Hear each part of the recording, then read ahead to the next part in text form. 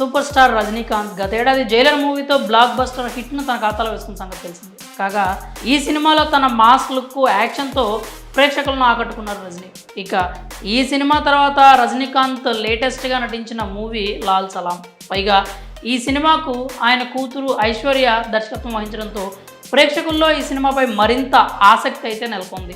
ఇక ఈ సినిమాలో రజనీకాంత్ అతిథి పాత్రలో నటించగా హీరో విష్ణు విశాల్, విక్రాంత్ కూడా నటించారు. దీంతో భారీ అంచనాల నడుమ ఈ సినిమా అయితే ఫిబ్రవరి 9న థియేటర్లో విడుదలైంది. కానీ ఆశించిన స్థాయిలో లాల్ సలాం ప్రేక్షకులను అంతగా ఆకట్టుకోలేకపోయింది. అయితే కూతురు మీద ప్రేమతో కాదనలేక ఈ సినిమా చేసినందుకు రజనీకాంత్ ఇమేజ్కు భారీ దెబ్బ తగిలిందనే చెప్పొచ్చు.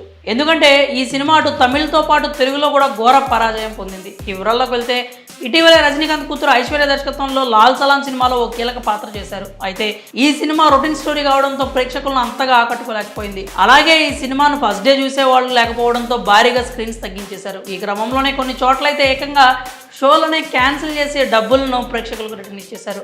అసలు రజనీకాంత్ సినిమాలంటే కోలీవుడ్తో పాటు టాలీవుడ్లో మంచి డిమాండ్ ఉంటుంది.